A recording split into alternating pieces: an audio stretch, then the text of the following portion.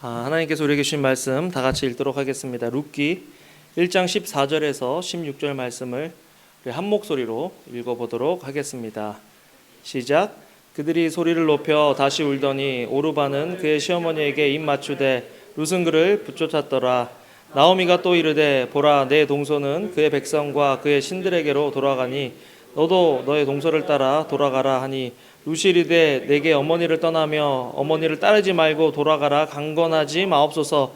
어머니께서 가시는 곳에 나도 가고 어머니께서 머무시는 곳에서 나도 머물겠나이다. 어머니의 백성이 나의 백성이 되고 어머니의 하나님이 나의 하나님이 되시리니.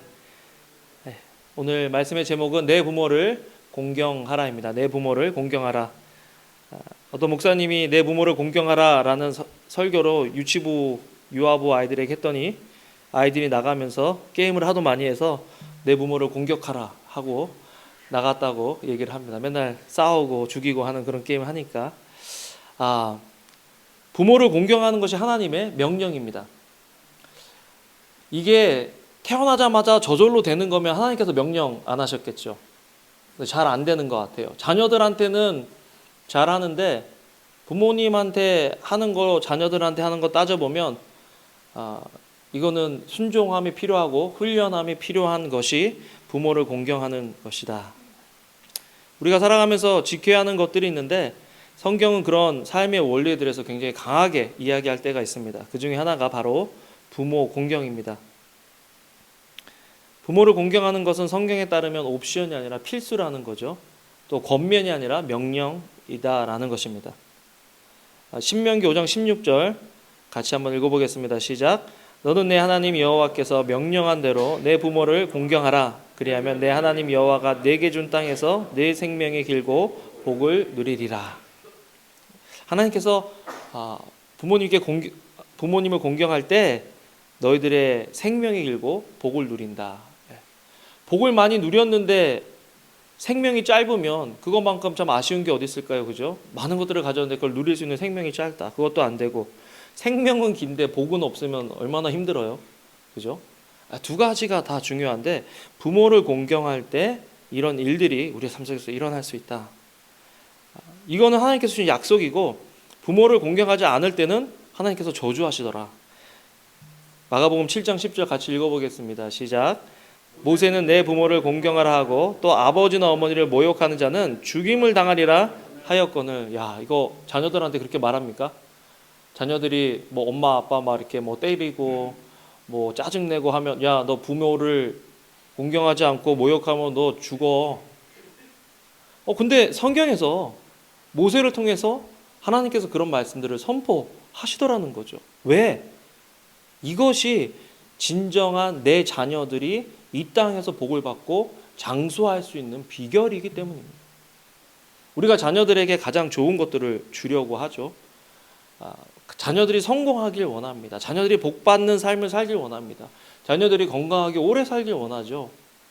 그래서 우리는 필요한 것들을 제공하고 좋은 배움의 기회를 제공하고 좋은 학교를 위해서 엄마 아빠가 조금 멀리 운전하러 가더라도 학군 좋은 데로 가고 다 그렇게 합니다. 그런데 효를 가르치지 않고 부모를 공경하는 법을 가르쳐주지 않으면 결국엔 그 모든 것들이 허사가 된다는 것입니다. 그렇기 때문에 우리는 자녀들이 부모를 공경하는 것들을 가르쳐줘야 돼요. 신명기 5장 16절 같이 한번 다시 읽어보겠습니다. 시작. 너는 내 하나님 여호와께서 명령한 대로 내 부모를 공경하라. 그리하면 내 하나님 여호와가 내게 준 땅에서 내 생명이 길고 복을 누리리라. 복을 누리기 위해서는 부모를 공경하는 법을 가르쳐야 한다는 것입니다. 오늘 우리가 함께 읽은 룻기는 어떻게 보면 부모 공경보다 더 어려운 시부모를 공경함으로 참 큰 복을 받는 여인의 그런 이야기가 나오는데 저는 이 나오미가 대단한 건지 룻이 대단한 건지 모르겠어요. 시어머니가 얼마나 며느리한테 잘했으면 며느리가 이렇게까지 할까. 또 며느리들도 얼마나 이 사람들이 괜찮은 사람들이면 시어머니한테 이렇게 할까. 오늘 본문을 보면서 어떻게 하는 것이 부모 공경인가. 이게 뭐 전부 다를 얘기할 수는 없지만 오늘 본문에서 나오는 부모 공경의 모습에 대해서 한번 생각해 보길 원합니다. 첫 번째, 부모와 함께 하는 것이 부모 공경입니다. 공경이라는 그 말은 존경이랑 다르다고 제가 지난번에 말씀드렸죠. 존경은 존경받을 만한 어떤 행동과 업적을 이룬 사람을 존경하는 것입니다. 리스펙트죠. 근데 언어라는 것, 존중하고 공경하는 것은 그 사람이 어떤 그런 업적을 인정받을 만한 업적을 이루지 않았을지라도 그 사람이 내 부모고 또 하나님께서 그 사람을 공경하라고 했기 때문에 공경하는 것, 올바른 태도를 취하고 또 올바른 말을 하는 것, 그것이 공경의 자세라는 것입니다. 오늘 성경에 나오는 나오미라는 여인은 뭐 존경받을 만한 게 별로 없었어요. 하나님 신앙 떠나서 모압이란 땅 남편하고 같이 갔다가 남편 잃고 두 아들을 잃었습니다. 이제 돌아보니까 혼자서 뭐 하려고 타향에서 어렵게 사냐, 내 고향으로 돌아가서 거기서 그냥 힘들지만 그렇게 살다 죽어야 되겠다, 그런 마음으로 돌아가려고 하는 그 시어머니에게 남은 것들은 그냥 두 며느리였어요. 며느리들은 다 이민 와서 모압이라는 땅에서 얻은 며느리들입니다. 모압 여인들인 거예요. 그런데 이 며느리들이 힘이 다 빠진 할머니, 타국에서 남편 잃고 아들 잃고 이제 고국으로 돌아가 봐야 별 볼 일 없는 그 시어머니를 따라 나섭니다. 놀라운 거죠. 우리는 누구와 함께 하고 싶으냐? 뭔가가 떨어지는, 우리 부모님이 항상 하시는 말씀이 있는데, 우리 부모님 세대 때 그 어른들이 항상 하시는 말씀이 있어요. 뭐냐면 우리 할머니를 두고 하시는 말씀, 유산은 빨리 나눠주면 안 된다. 그러면 자식들이 유산 있을 때는 막 와서 인사하고 어떻게 하든 거 받아가려고 이렇게 하는데, 주고 나면 그때부터 연락도 잘 안 하고 아쉬운 소리 해야 된다는, 그래서 돌아가실 때까지 재산을 잡고 있다가 돌아가실 때 이렇게 줘야 된다고 그런 말씀을 하시는데, 자녀들이 참 못됐죠. 어쨌든 그 지난주에 어버이날이고 뭐 어머님 그 어버이날이라 그 카톡에 여러 가지 것들이 올라왔는데, 그 중에 한 카톡의 문구가 참 제 마음을 죄책감을 줬어요. 제 마음에 뭐냐면, 어머니가 자녀들에게 남긴 글입니다. 내가 어버이날 때 꽃이나 받으려고 너희들 키운 거 아니다. 그냥 자식들은 어버이날이나 뭐 때가 되면 뭐 용돈 좀 쥐어드리고 뭐 100불짜리 1000불짜리 뭐 해드리면 내가 어머니한테 아버님한테 할 거 다 했다라고 그렇게 그냥 내 마음 편하자고 그렇게 할 수 있지만, 그거 하려고 여러분 생각해 보세요. 지금 여러분 자녀 있는 분들 진짜 그거 하나 받으려고 그렇게 막 힘들게 밤잠 못 자가면서 나 희생하고 헌신해 가면서 자녀 키우고 있습니까? 아니잖아요. 그죠? 근데 우리는 자꾸 내리사랑이고 위로는 참 안 돼요. 그래서 하나님께서 명령하신 거예요. 부모를 공경하라. 그런데 이렇게 힘 빠진 여인에게 자식도 아니고 며느리 둘이, 어머니가 이스라엘로 돌아간다고 하니까 그 모압 여인들이 따라 나서는 거예요. 여러분 놀랍죠? 이걸 뭐 예니까, 제가 이민 와서 아내랑 결혼해서 이민 와서 만약에 삼녀리 대열이랑 살아가고 있는데 삼녀리 대열이가 안 그랬으면 좋겠는데 하여튼 뭐 금발머리랑 결혼을 한 거예요. 하나는 금발이고 하나는 뭐 흑인이라고 합시다. 이렇게 결혼을 한 거예요. 근데 나도 죽고 우리 삼녀리 대열이도 죽고 집사람밖에 안 남았어요.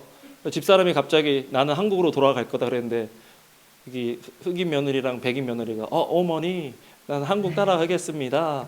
뭐 어머니의 백성이 나의 백성. 지금 그런 상황이 이 모압, 이 지금 룻기에 나와 있는 상황, 여러분 황당하죠?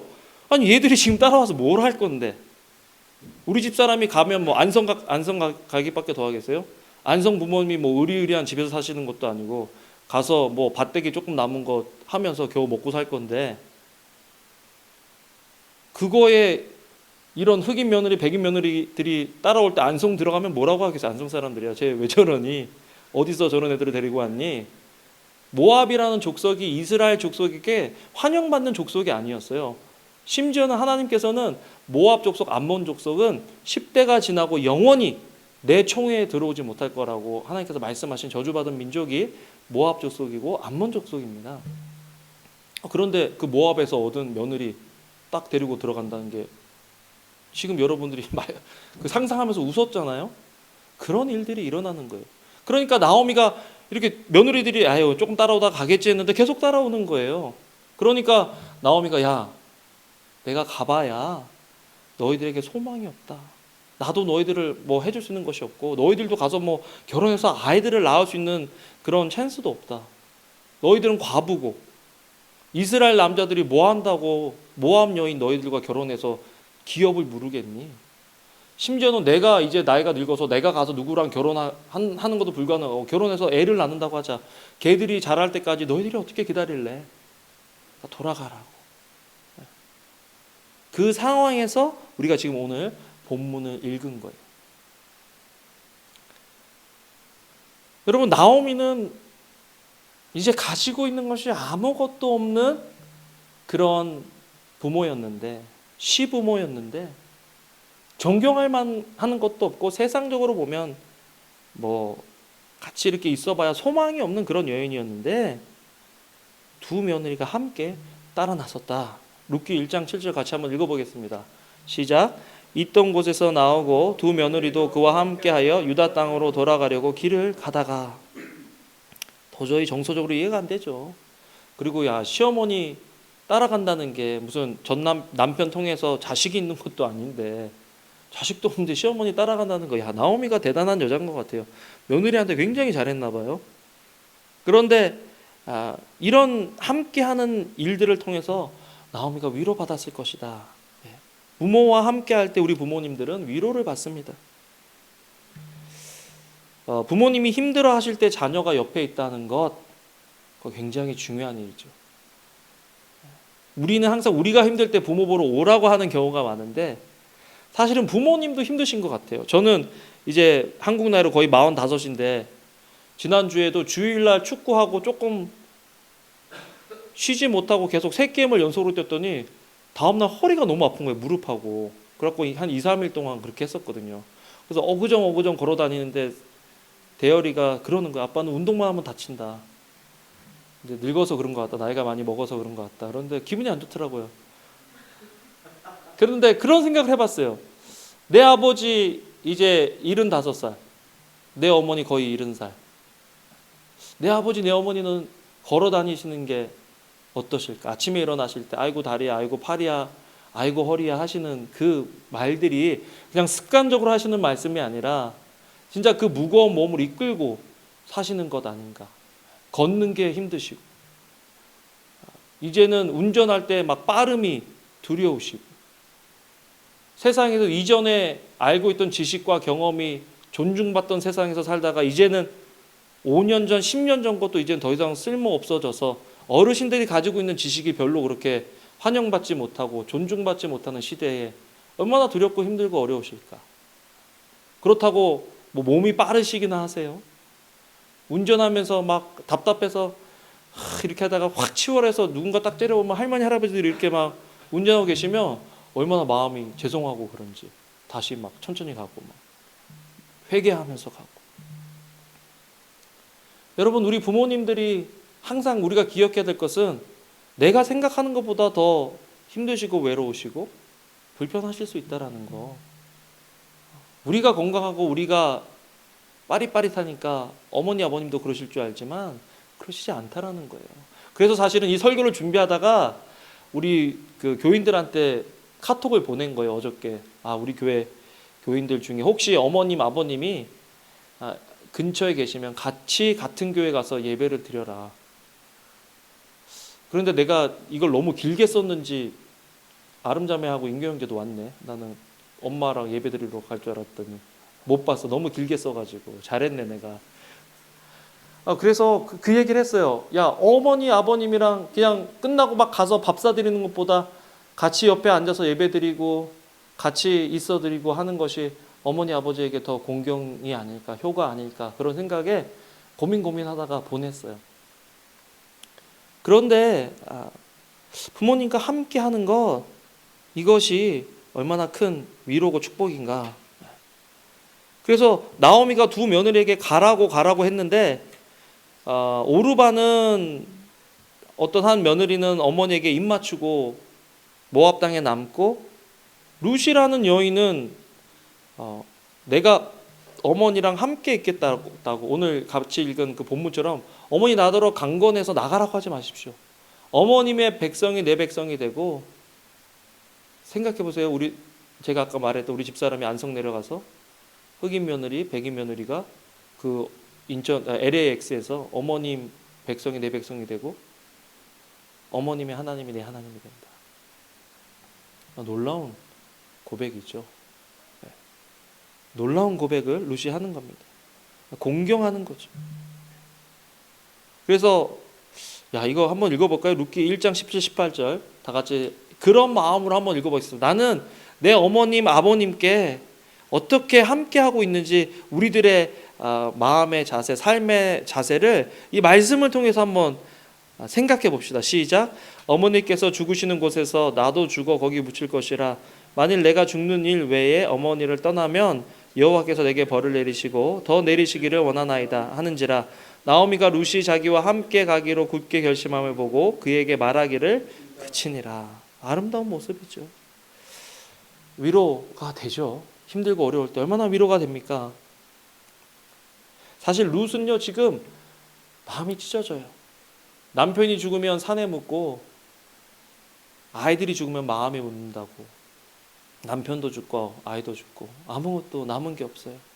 잘 살아보겠다고 성공해 보겠다고 외국에 나갔는데 돌아가려고 하니까 아무도 없는 거예요. 옆에 며느리 하나 외에는.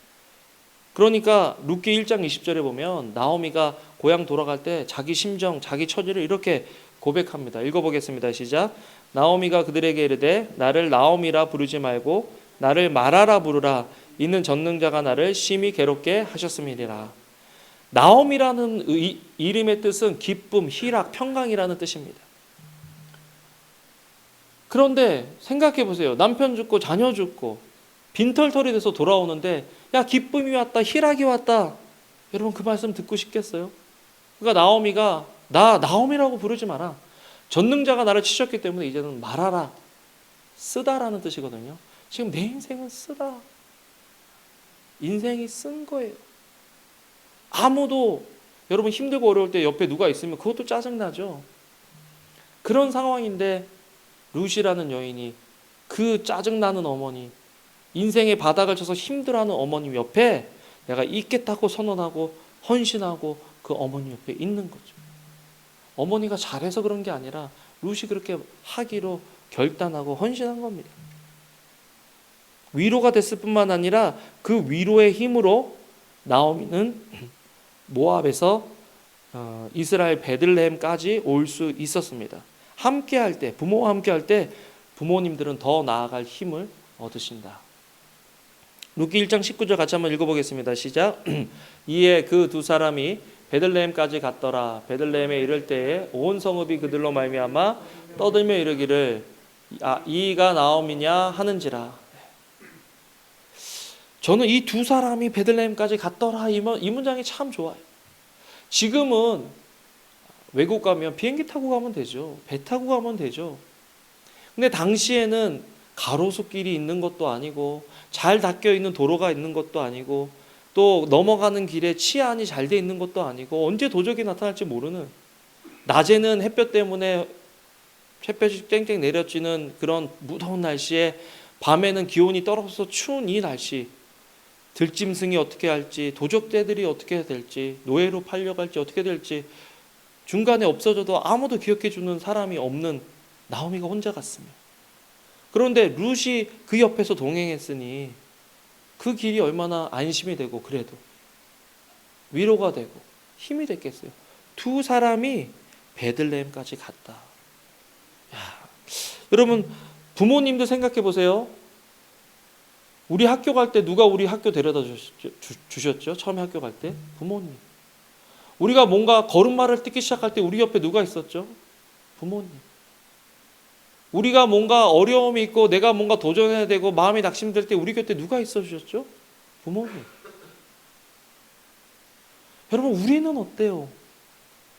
자라오면서 이제 내 머리 컸다고, 자라오면서 엄마가 아빠가 나한테 상처하는 말, 상처 주는 행동 몇 개 했다고 담쌓고 살아가고 있지는 않은지. 아예 그냥 해야 될 기본적인 것들만 하고 더 이상은 하고 있지 않은지 우리들의 삶을 한번 점검해 봐야 돼요. 여러분, 나는 부모와 함께 하고 있느냐? 이렇게 힘들고 외로운 길을 함께 걸어가지고 있느냐? 전도서 4장 12절 읽어보겠습니다. 시작. 한 사람이면 패하겠거니와 두 사람이면 맞설 수 있나니 세 겹줄은 쉽게 끊어지지 아니하느니라. 한 사람이면 아마 나오미가 못 갔을 거예요. 근데 두 사람, 나오미와 룻이 갔기 때문에 베들레헴까지 도착할 수 있었던 거죠. 전도서 4장 11절 읽겠습니다. 시작. 또 두 사람이 함께 누우면 따뜻하거니와 한 사람이면 어찌 따뜻하랴. 부모님과 함께 하는 여러분들 되시길 주님의 이름으로 축원합니다. 저도 이게 참 찔리는 말씀인 것 같아요. 오늘 하면서 자녀들한테 들어가는 거 10분의 1만 부모님한테 드려도 완전 효자 될 것 같은데 자녀들한테 드리는 시간, 자녀들한테 드리는 물질, 자녀들한테 주는 그 에너지의 10분의 1만 내 아버지 어머니 또 우리 장인어른 장모님한테 드리면 얼마나 좋을까. 그런 생각해봐요. 우리 지금부터 좀 그렇게 생각하고 우리 부모님들을 생각하고 좀 챙겨드려야 되겠다. 두 번째로 부모와 마음을 함께하는 것이 부모 공경이다. 부모님과 함께할 때 중요한 것은 마음으로 함께하는 거죠. 마음으로 함께해야 부모님의 형편과 상황을 알아서 부모님의 필요를 채워드릴 수 있는 거죠. 한 아들이 어머님을 이제 홀로 되신 어머님을 좋은 구경 시켜드리겠다고 나이가 꽤 있으신데 그 노인분들 묶어서 같이 유럽 여행을 보내드렸는데 갔다 오시면서 이제 그 날에 아들이 어머니 공항 마중 나가서 모시고 오면서 어머 좋은 거 많이 봤어? 그랬더니 어머니가 아무것도 뭐 새로 본 게 없다.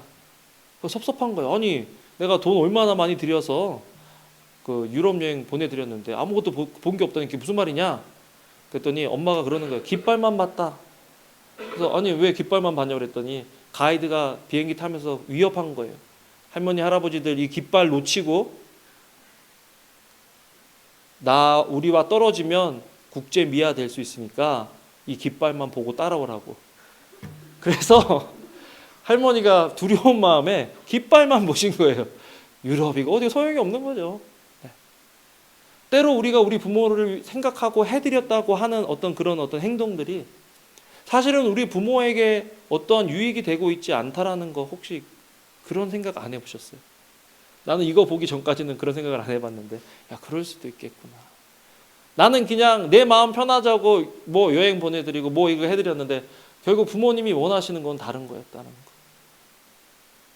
옛날에 효자로 칭송받던 사람이 있어서 어떤 사람이 그 사람은 어떻게 하길래 효자가 됐나 하고 가봤는데 늙은 노모가 아들 발을 닦여주고 있는 거죠. 그래서 그 사람이 아니 저런 썩을 놈을 봤나. 자기가 부모 발을 씻겨드려도 못할 판에 왜 부모가 어머님이 아들의 발을 닦느냐. 근데 그게 어머님이 너무 원하시는 거예요.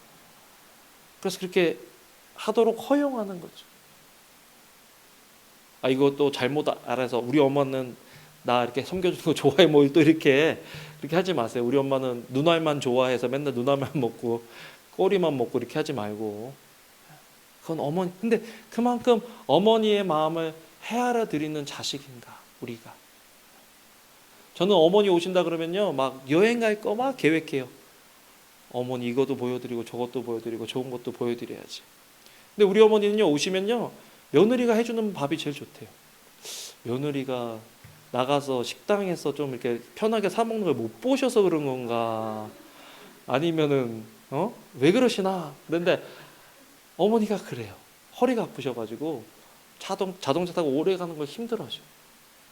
그러니까 괜히 내가 가자고 하면 좋은 데 보여드리는 거는 내가 기쁜 거지 어머니가 기쁘신 건 아니잖아요. 그렇죠?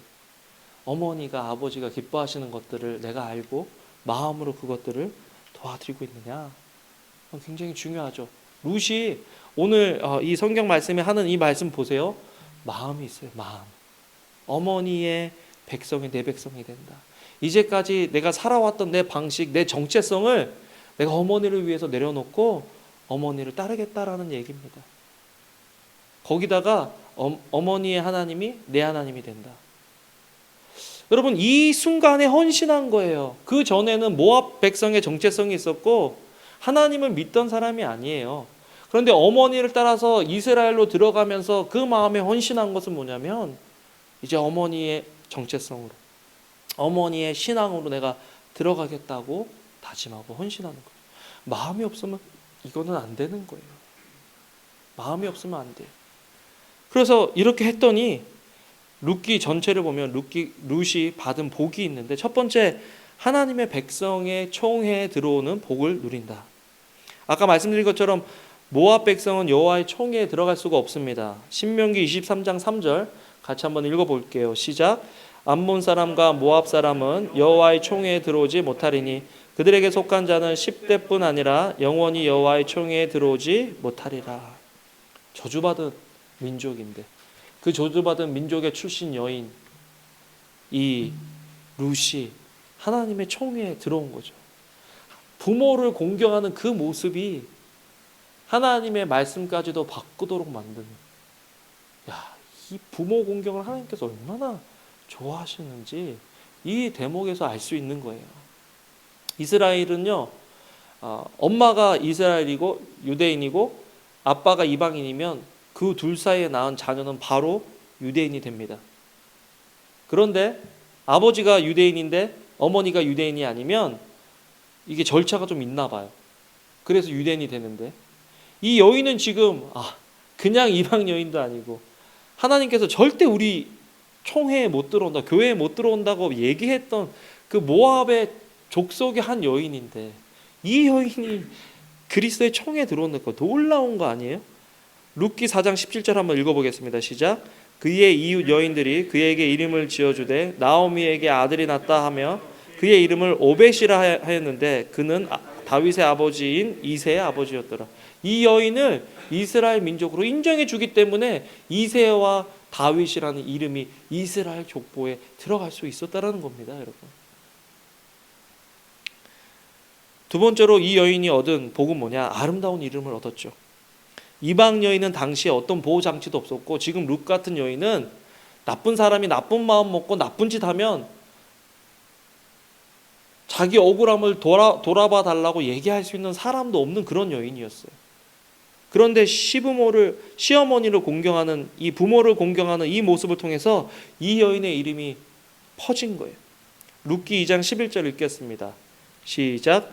보아스가 그에게 대답하여 이르되 내 남편이 죽은 후로 내가 시어머니에게 행한 모든 것과 내 부모와 고국을 떠나 전에 알지 못하던 백성에게로 온 일이 내게 분명히 알려졌느니라. 보아스가 직접 들은 게 아니라 통해 들었는데 이 여인에 대한 소문이 너무 좋은 거예요. 글쎄 아무것도 볼 것 없는 그 나오미를 그냥 무작정 따라왔다는 이방 여인이 하나 있다네. 이런 며느리가 다 있냐. 나중에는요, 여인들이 뭐라 그러냐면 7 아들보다 더 귀한 네 며느리가 낳은 아들이라고 이야기합니다. 나는 우리 벨리 생명교회 성도들이요, 사업에 성공했다, 좋습니다. 좋은 집을 샀다, 좋은 차를 샀다, 좋습니다. 자녀 교육을 잘 시켰다, 좋습니다. 그런 이름으로 여러분들이, 우리가 유명해지는 것이 아니라 벨리 생명교회 다니는 사람들은 부모 공경을 너무 잘한대. 자기들이 좀 힘들어도 부모를 위해서 헌신한대, 수고한대, 부모를 공경한대. 그런 소문이 나는 교회 됐으면 좋겠어요. 아멘? 아멘 소리가 영 시원찮네. 네. 그래도 아멘 해야 돼요. 헌신해야 돼요. 우리 부모들, 부모님이 있으니까 우리가 있는 거잖아요. 내가 잘나서 내가 똑똑해서 우리가 여기 있습니까? 부모님 때문에 우리가 여기 있는 거예요. 그래서 부모를 공경하라라고 하는 거죠. 또 룻이 얻은 복은 아름다운 가정을 얻는 복이죠. 살아가면서 가정이 행복한 것만큼 복된 것이 있을까요? 룻은 처음에 남편을 잃은 과부로 마음이 많이 어려웠던 그런 사람인데, 이스라엘 백성 시부모를 공경하고 하나님을 믿기 시작하면서 그의 삶에 나타난 그 큰 복 중에 하나는 보아스라는 인격자를 만나서 그 사람을 만나서 결혼하고 아들까지 낳았다라는 것입니다. 룻기 4장 13절 같이 한번 읽어보겠습니다. 시작. 이에 보아스가 룻을 맞이하여 아내로 삼고 그에게 들어갔더니 여호와께서 그에게 임신하게 하심으로 그가 아들을 낳은지라. 훌륭한 인격의 남편 보아스를 얻을 뿐만 아니라 이세라는 아들의 이름이 뭐죠? 오벳이라는 아들을 낳고 그 아들이 다윗의 아버지 이세를 낳은 거예요. 그러니까 나오미 말고 룻은 증조 할머니인가요? 그죠? 다윗의 증조 할머니? 야, 영광의 이름을 얻는 거예요. 이방 여인인데 참 놀라운 일이죠. 시부모를 공경하니까, 부모를 공경하니까 영광의 이름, 아름다운 이름을 얻었을 뿐만 아니라 영광의 이름을 얻었다. 마태복음에 보면 예수님의 족보에 대해서 쭉 얘기하면서 특이한 여인들의 네 여인들의 이름이 나와요. 뭐 기생 라합도 나오고 또 솔로몬이 다윗이 우리아의 아내를 통해서 낳은 그 바세바의 이름도 나오고 우리아의 아내의 이름도 나오고 이름은 안 나오고 우리아의 아내만 나오죠. 바세바. 그 다음에 또 뭐 다말도 나오고 나옵니다. 4명이 나오는데 그 중에 한 명의 이름으로 들어가게 되는 거예요. 다 남자들만 나오는데 이 여인, 그것도 모압 족속의 여인이 이름이 예수 그리스도의 족보에 들어가 있는 거예요. 왜? 부모를 공경했기 때문에. 하나님이 그 여인의 이름을 넣어주시는 거예요. 성경에. 놀랍지 않습니까? 여러분, 나는 우리가 부모를 공경하는 모습을 자녀들에게 보여줬으면 좋겠어요. 그래야 우리 자녀들도 우리를 공경하는 거예요, 여러분. 내가 참 부모를 공경하는 사람이면 여기서 막 찌르는 말, 뭐 여러분 막 죄책감 들어가게 막 할 수 있을 것 같은데 저도 할 말이 없는데 우리 어떻게 할까요? 어떻게 부모를 공경할까요? 저는 그냥 지난주에 이틀 사흘 전에 삼년의 대열이랑 저희 아내랑 같이 이렇게 카카오톡해서 페이스타임으로 아버지 어머님이랑 페이스톡을 했거든요. 근데 아버님 뭐 평소에 남자들이 그렇잖아요. 뭐 할 말이 뭐가 있어요. 아버님 뭐 건강하세요? 건강하다. 너는 어떠냐? 얘 잘 되고 싶은 할 말이 없어. 그럼 3년이 바꿔줄게 하고 3년이 바꿔주거든요. 대열이 바꿔줄게요. 대열이 바꿔주고 아이들 없으면 다음에 또 전화할게요. 이렇게 하는데 페이스톡을 통해서 아버지랑 얼굴 보면서 얘기하니까 통화가 길어지고 아이들도 할머니 할아버지랑 뭐 할머니가 심은 레몬 나무에 레몬이 열렸다. 뭐 할머니는 또 게장까지 가셔서 게 보여주시고 아이들하고 같이 이렇게 통화하고 너무 좋아하시는 거예요. 그래서 자주 페이스톡을 해야 되겠다. 그렇게 이제 했는데 큰 게 아니잖아요. 함께 있어 드리는 것, 마음으로 같이 있어 드리는 것. 오늘도요 그냥 가셔서 꽃 한 발 주시고 뭐 밥 한 끼 사드리고 또 보자 그러지 말고 더 있어 드리세요. 그리고 더 마음으로 같이 있어 드리세요.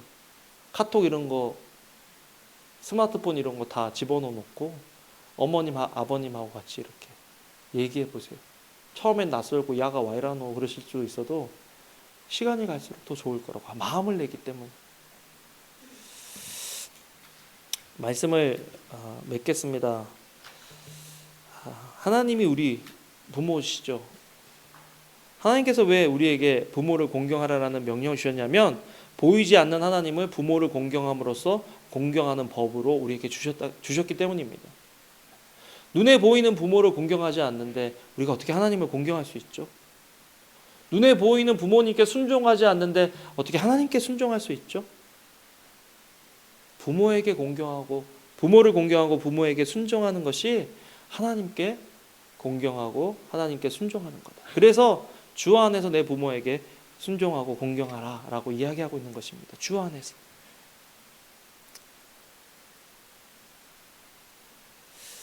그래서 이 예배의 시간은 하나님과 함께하는 시간이에요, 여러분. 예배의 주인공은 누구죠? 하나님.